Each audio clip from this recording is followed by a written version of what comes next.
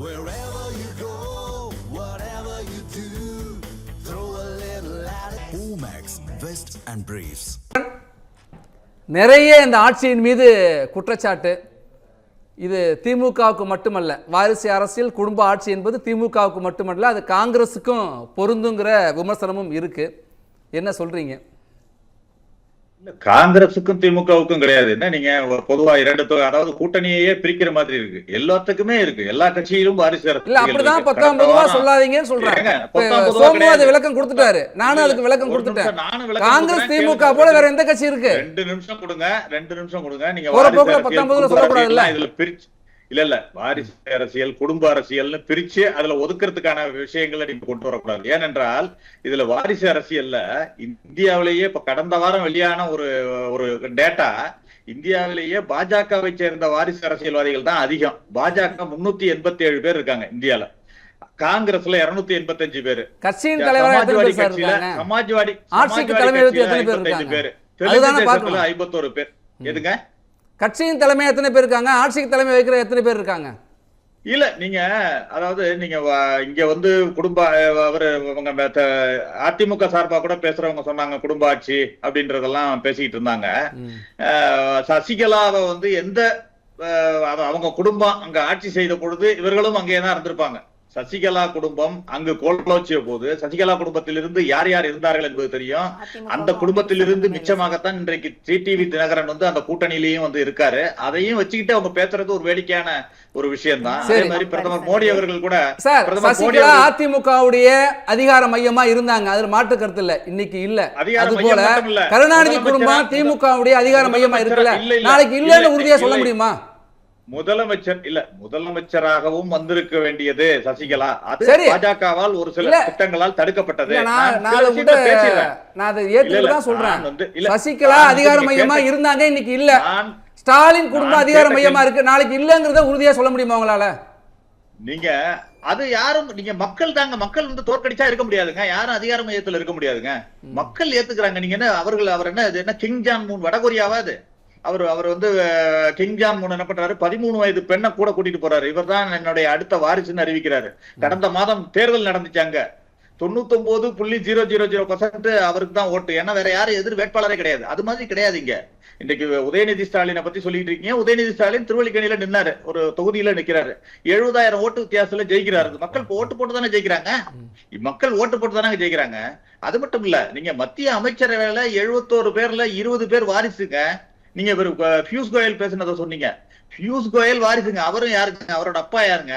அவரோட அம்மா ஒரு அரசியல்வாதிங்க. சும்மா உட்காந்துக்கிட்டு யாருக்கும் மக்களுக்கு எதுவும் தெரியாதுன்னு நினைச்சுக்கிட்டு பேசிட்டு இருக்க கூடாது. இதுல வந்து நீங்க பிரதமர் மோடி அவர்கள் வந்து மேடையில பேசுறாரு. இல்ல நான் தொடக்கத்திலே அதை குறிப்பிட்டேன். ஆட்சி அதிகாரத்துல யார் இருக்காங்கறத கேள்வியை குறிப்பிட்டு நீங்க திரும்ப அதை அழகா வரைமாத்து கொண்டு போறீங்க. தமிழ்நாடோட நம்ம தமிழ்நாடு அரசியலே பேசுவோம். நீங்க தேசிய அரசியல பேசிட்டோம், அதுக்கு நான் விளக்கம் கொடுத்துட்டேன். நம்ம 2026 தமிழ்நாடு சட்டப்பேரவை தேர்தல், இதுல இந்த தேர்தல்ல தமிழ்நாடு மக்கள் வெர்சஸ் திமுக குடும்பம், கருணாநிதி குடும்பங்கிறது தாக்கத்தை ஏற்படுத்துமா எதிரொலிக்குமாங்கிறதா கேள்வி. தமிழ்நாடு அரசியல்ல இந்த குடும்பத்தை போல வேற எந்த குடும்பம் அரசியல்லையும் ஆட்சியிலையும் அதிகாரத்திலையும் ஆதிக்கம் செலுத்திருக்காங்க?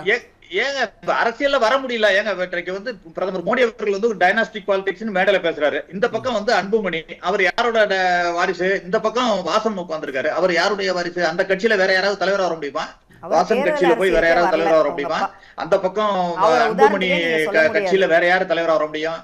நான் நீங்க பேசினப்ப நான் குறுக்க வரல மேடம். அதாவது ஒரு விஷயம், நீங்க எந்த இது அரசியல் மட்டும் கிடையாது, ஒரு பிசினஸ் கூட எடுத்துக்கிட்டா அவருடைய வாரிசாக உள்ளவர் வந்து பிசினஸ்ல வந்து அவரை மாதிரி ஷைன் ஆனவங்க நிறைய பேர் இருக்காங்க, தோல்வி அடைந்தவர்கள் நிறைய பேர் இருக்காங்க. ஈவன் நடிகர் அப்படின்னு எடுத்துக்கங்க. இப்ப அவர் விஜய் சார்பா பேசக்கூடியவர் கூட நான் ஒரு கேள்வி வைக்கிறேன். விஜய் நடிகரா வந்தாரு, அவரை விட திறமையானவர் யாருமே இல்லையா? அப்ப அறிமுகப்படுத்தினப்ப அவர் எஸ் ஏ சந்திரசேகர் வந்து அறிமுகப்படுத்தினப்ப அவரை விட திறமையானவர் யாருமே இல்லையா? நடிகரா இல்லையா? ஏன் அவரை அறிமுகப்படுத்தினார்? அந்த அறிமுகம், அந்த அவருடைய தந்தையுடைய அறிமுகம் தானே அவர் இன்னைக்கு நடிகரா உயர்ந்துச்சு. அதுக்கப்புறம் அவர் திறமையால உயர்ந்துட்டார். அவர் வந்து மக்கள் அங்கீகரித்தார்கள், அவர் திறமையால் உயர்ந்தார். ஆனால் யாரால் கொண்டு வரப்பட்டார்? திரை வாழ்க்கையும் அரசியல் வாழ்க்கையும் நீங்க ஒப்பிட்டு பேசுறது எந்த அளவுக்கு சரின்னு தெரியல. இப்ப யாரும் இல்ல வாரிசுகள் அரசியலுக்கு வரக்கூடாதுன்னு இல்ல. ஜனநாயகம் எல்லாருக்கும் வாய்ப்பை கொடுக்குது. ஒருத்தருடைய மகனும் வரலாம், பேரனும் வரலாம், அதில் எந்த மாற்று கருத்தும் இல்லை. அந்த வகையில் கருணாநிதி மகனும் வரலாம், பேரனும் வரலாம், அதில் மாற்று கருத்து இல்லை. அவர்கள் மட்டும்தான் வரணுமா அப்படிங்கறதான் கேள்வி. யார் அதோட சொன்னாலும் தகுதியானவங்க கேட்கிறேன். அந்த கட்சியில யாருமே இல்லையா? அவர்கள் துணை முதலமைச்சர் ஏன் அவர்கள் துரைமுருகன் வரல, உதயநிதி வந்தாரு? ஏன் எது எந்த தகுதியின் அடிப்படையில்? அதை அந்த கட்சியில் இருப்பவர்கள் கேட்கலாம், நமக்கு உரிமை இல்ல. நீங்க அந்த கட்சியில் இருப்பவர்கள் ஏற்றுக்கொள்கிறார்கள், அதற்கு தமிழ்நாட்டில் சார் அந்த கட்சிக்கு பொதுச் செயலர் அவர் வரலாம், நாங்க கேட்க மாட்டோம் யாரும். ஆனா தமிழ்நாட்டுக்கு துணை முதலமைச்சர் வரது கேட்கலாம். யார் ஒன்னாலும் கேட்கலாங்க. அது அந்த கட்சியினுடைய தகுதி இல்ல. துணை முதல்வரா வந்தா தமிழ்நாட்டின் வாக்காளர்கள் ஒவ்வொருத்தருக்கும் கேள்வி கேட்கிற உரிமை உண்டு. அவர் கட்சியில இளைஞரணியில போட்டது யாரும் கேள்வி கேட்கல. ஆனா துணை முதல்வரா தமிழ்நாட்டுக்கு வராருன்னா அவர் இது மாதிரி குடும்ப அரசியலால தான் வராரு, திறமையால் வரலன்னா என்ன ரைட் டு கிரிட்டிசைஸ். இது அவங்க குடும்ப விஷயம் இல்ல. தமிழக அரசு என்பது அவங்க குடும்ப விஷயம் இல்ல. சரி ஒரு நிமிஷம் இருங்க பிரதர். நான் பேசிட்டு பிறகு நீங்க பேசுங்க. நீங்க பேசுனீங்க, பல விஷயங்கள் சொன்னீங்க, பல தவறான தகவல் எல்லாம் அடிச்சு விட்டு போறாரு அவரு. அதாவது இந்தியாவிலேயே யாரும் முதல் தடவை கேபினெட் மினிஸ்டர் ஆகல, எம்பி ஆனவங்கன்னு சொல்றாரு. அவங்க அந்த அதிமுக கூட்டணியிலேயே இப்ப உட்காந்துருக்காரு. முதல் முறையா ராஜ்யசபா எம்பி ஆன அன்புமணிக்கு கேபினெட் மினிஸ்டர் ஆன வரலாறு எல்லாம் உண்டு. இங்க நிறைய அது மாதிரி இருக்கு. இங்க கூட்டணி அரசியல்ல யாருக்கு எதை கொடுக்க வேண்டும் என்ற பொறுப்பு அந்த அந்த நிர்வாகத்தின் தலைமை அமைச்சருக்கு உள்ள பொறுப்பு. இதெல்லாம் தெரியாம அவர் யாருக்குமே இந்தியாவிலேயே வரலாற்றிலேயே இல்லைன்னு உட்காந்து அடிச்சு விடுறாரு. அதனால எல்லாமே நீங்க சரியா பேசுறீங்கன்னு நினைக்க கூடாது. நீங்க இப்ப அதற்கான டேட்டாவும் எங்கள்கிட்டயும் இருக்கிறது, பேசுவதற்கு எனக்கும் தெரியும். அதனால நீங்க மட்டுமே பேசுறதுன்றத சரின்னு நினைச்சு பேசாதீங்க. அடுத்த பாயிண்ட்க்கு வந்துருங்க. சரி அவரு இல்ல அடுத்த பாயிண்ட் வந்துருங்க. நேரா வந்து ராமதாஸ் மட்டும் இல்லங்க, விஜய் முதல் முறையா விஜய்க்கு என்ன எக்ஸ்பீரியன்ஸ் இருக்கு? முதல் முறையா வந்த உடனே சிஎம் வந்தா ராஜாவா தான் வருவேன், சிஎம் தான் வருவேன்னு சொல்றாரு. அதை விமர்சனம் பண்றதுக்கு உரிமை இருக்கா இல்லையா எங்களுக்கு?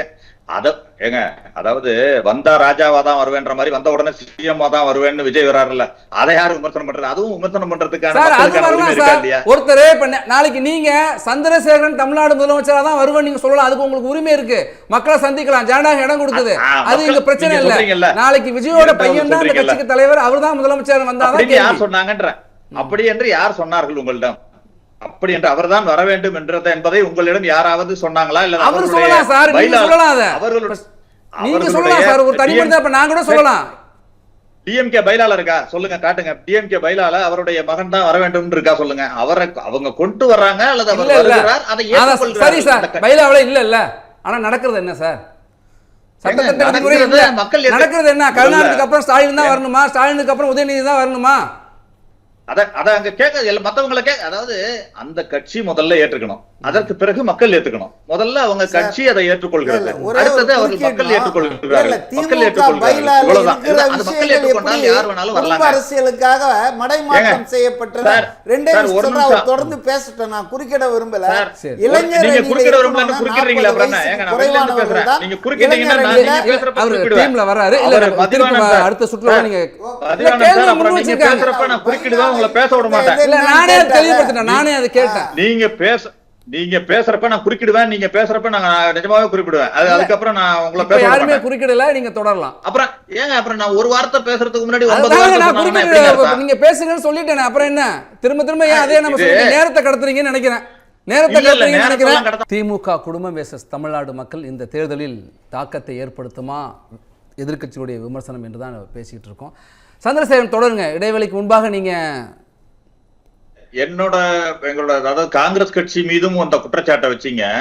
அதாவது நேரு குடும்பம், இந்திரா காந்தி குடும்பம் மட்டுமே கோலோச்சுகிறது என்ற அர்த்தத்துல வச்சீங்க. இந்த கேள்விகளை கேட்கிறவங்க நேரு குடும்பம் மட்டும்தான் கோலோச்சணுமா, இந்திரா காந்தி குடும்பம் மட்டும்தான் கோலோச்சணுமான்ற கேள்வி வைக்கிறவங்க, நேரு குடும்பம், இந்திரா காந்தி குடும்பம் இந்த நாட்டுக்காக தியாகம் செய்தது, அவர்களுடைய சொத்துக்களை நாட்டுக்காக இழந்தார்கள். 2 தலைவர்களை இந்த நாட்டுக்காக இழந்திருக்கிறது அந்த குடும்பம். நாங்க ஏன் தியாகம் பண்ணக்கூடாதுன்னு ஏன் எதிர்கட்சி கேட்க கூடாது? நாங்களும் தான் உயிர் தியாகம் செய்வோம்னு சொல்ல. ஜவஹர்லால் நேருவோ இந்திரா காந்தியோ தேசத்திற்காக இழந்திருக்காங்க சார். அதற்காக இந்த தேசம் அவர்களுக்கு பெருமைப்படுத்தியதும் கொடுத்த அங்கீகாரமும் இடமும் அதிகம். ஆனால் அவர்களை போலவே இந்த தேசத்திற்காக தங்களை அர்ப்பணித்த தியாகம் செய்த எத்தனையோ பேர் இருக்காங்கல்ல, அவங்க குடும்பம் எல்லாருக்கும் எல்லாம் கிடைச்சிட்டா? அவங்க எல்லாம் எல்லாரும் பேரும் தெரியுமா? இந்திய தேசிய ராணுவத்துல எங்க தாத்தா இந்திய தேசிய ராணுவம் சார், அவருடைய பேரனா இந்த மாதிரி பேர் தெரியாத எத்தனை பேர் இருக்காங்க? அந்த அவங்களுக்கு அங்கீகாரம் கிடைச்சிட்டா?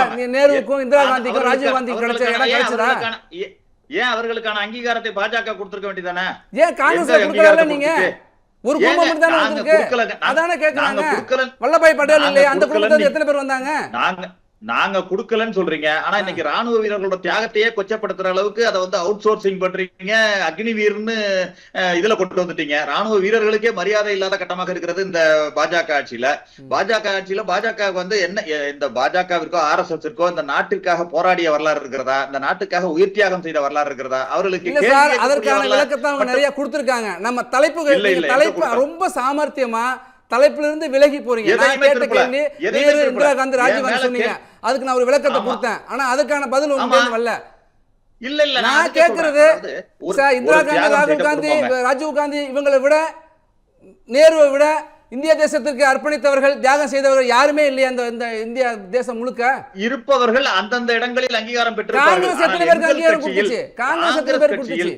காங்கிரஸ் கட்சியில் எங்களோட அந்த நேரு குடும்பத்தின் தியாகத்தை மதித்து அவர்களை பொறுப்பில் அமர்த்தி இருக்கிறோம். அது எங்களுடைய கட்சியோட உரிமை.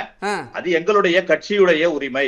அந்த கட்சி இவர்களை முன்னிறுத்தி நாங்கள் இருந்தால் வெற்றி பெற முடியும். சரி, உங்க அதுக்கே வர்றேன், உங்களோட ஒப்பீட்டுக்கே வர்றேன். அதே போல கருணாநிதி குடும்பம் தமிழ்நாட்டிற்கு செய்த தியாகம், அர்ப்பணிப்பு, உழைப்பு என்ன? அது அவர்கள் கட்சியில கேட்கணும். ஏன்னா அவர்கள் கட்சி தான் அங்கீகாரம் கொடுத்திருக்கு, நாங்க கொடுக்கல. அவர்கள் கட்சி அங்கீகாரம் கொடுத்திருக்கிறது. அந்த கட்சியின் தலைமை பதவியில் அவர்கள் இருக்கிறார்கள். அதை மக்கள் ஏற்றுக்கொண்டிருக்கிறார்கள். இந்த புளித்து போன வாதத்தை வந்து நீங்க 3-4 தேர்தலா வச்சு தோற்று போயிருக்கிறீர்கள். அதை புரிஞ்சுக்கங்க. ஒன்னே நேரம் இருக்கு, அடுத்து பேசலாம். சரி, இந்த புளித்து போன குடும்ப அரசியல் வாதத்தை எல்லா தேர்தலையும் வச்சிட்டீங்க, அதையே திரும்ப வைக்கிறீங்க. இந்த மக்கள் ஏத்துக்கிறாங்க. இப்போ உங்க கூட்டணியிலே அன்புமணி ராமதாஸ் இல்லையா, GK வாசன் இல்லையா அப்படின்னு கேட்கிறாரு. சார், திரும்ப காங்கிரஸை நோக்கியே வந்துட்டு பெண்ணாகரம் தமிழ் இல்ல இது வந்து காங்கிரஸை நோக்கி இல்ல, DMK காங்கிரஸ் அலையன்ஸை நோக்கி நீங்க குற்றச்சாட்டை வைக்கிறதுக்கு தான் எல்லாருமே பேசுற மாதிரி இருக்கு. நீங்க ஒரு விரலை உங்களை என்ன நோக்கி கையை காட்டினீங்கன்னா 4 விரல் உங்களை நோக்கி இருக்குங்கிறத முதல்ல புரிஞ்சுக்கணும். அவரு சோமு சார் கூட சிலதை மறந்துட்டாரு, வரலாறு மறந்துருக்காருன்னு நினைக்கிறேன். எல்லாம் வேட்பாளராகவே போய் சேர்ந்தவங்க நிறைய பேர் இருக்காங்க. இன்னைக்கு தாவேக்கால நூற்றுக்கணக்கான பேர் வந்து மத்த கட்சியில இருந்து போனவங்க தான். அதுவும் காலையில போய் கொள்கை தலைவரா விஜய் அறிவிச்சிருங்க.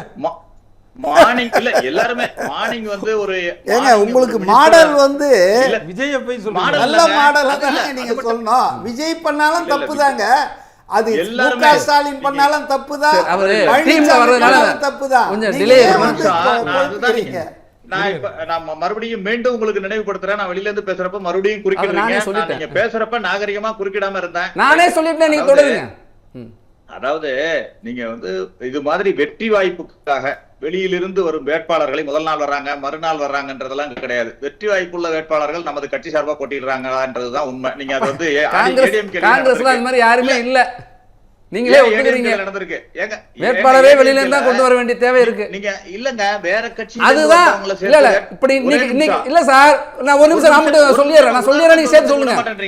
ஜெமிலா அதான் சொன்னாங்க. ஜெமிலா என்ன சொன்னாங்க அப்படின்னா, இப்ப பாத்தீங்களா, ஒரு 6 நாளைக்கு முன்னாடி சேர்ந்த ஒருத்தரை பெண்ணாங்கரத்துல வேட்பாளர் அறிவிச்சிருக்கீங்க. இப்படி குடும்ப ஆட்சியையும் வாரிசு அரசியல நீங்க ஊக்குவிச்சதோட ஏற்பட்ட விளைவு தான் ஒரு வேட்பாளர் கூட வெளியில இருந்து கொண்டு வந்து உடனடியாக அறிவிக்க வேண்டிய நிலைமைக்கு காங்கிரஸ் வந்திருக்கு. இதுதான் வாரிசு அரசியல், குடும்ப ஆட்சியினுடைய அவலம்னு அவங்க சுட்டி காட்டினாங்க. ஒரே நிமிஷம், நீங்க வெளியில் இருந்து வர்றவர்கள், வேறு கட்சியிலிருந்து வருபவர்களை கூட சேர்த்து வேட்பாளர் அறிவிச்ச வரலாறு இருக்கு. ஆனா கூட்டணி கட்சியிலிருந்தே இந்த கட்சியில எங்களுக்கு சீட்டு கிடைக்காது, நீ அந்த கட்சியில போய் சீட்டு வாங்கிக்கன்னு சொல்லி அனுப்பிச்சு பாரிவேந்தர் கட்சியில இருந்து வந்து லீமா ரோஸ் இன்னைக்கு ஒரு ADMKல கேண்டிடேட் ஆயிருக்காங்க.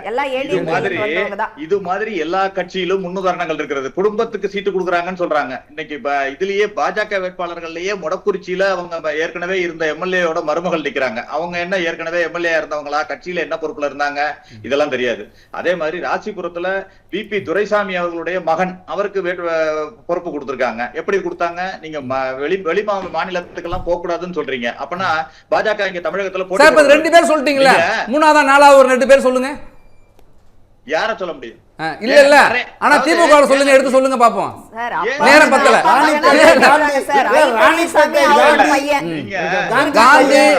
காந்தி, நேரு, பெரியசாமி பொன்முடி பையன் 2 பேர் சந்திப்பு பட்டியல் இப்படியே போயிட்டே இருக்கும். கடைசி நிமிடத்துக்கு வந்திருக்கேன். நன்றி சார். நிறைவு கருத்தோட வரதர் நிறைவு கருத்து சுருக்கமா சார். அதாவது ஊழல்வாதிகளை கூட வைத்துக் கொண்டு ஊழலை பற்றி பேசுறதும், குடும்பத்தை பக்கத்துல வச்சுக்கிட்டே குடும்ப கூட்டணிகளை வைத்துக் கொண்டு குடும்பத்தை பற்றி பேசுவதும், சொன்னது மாதிரி கண்ணாடியை பத்தி பேசிட்டு இருக்கீங்களா?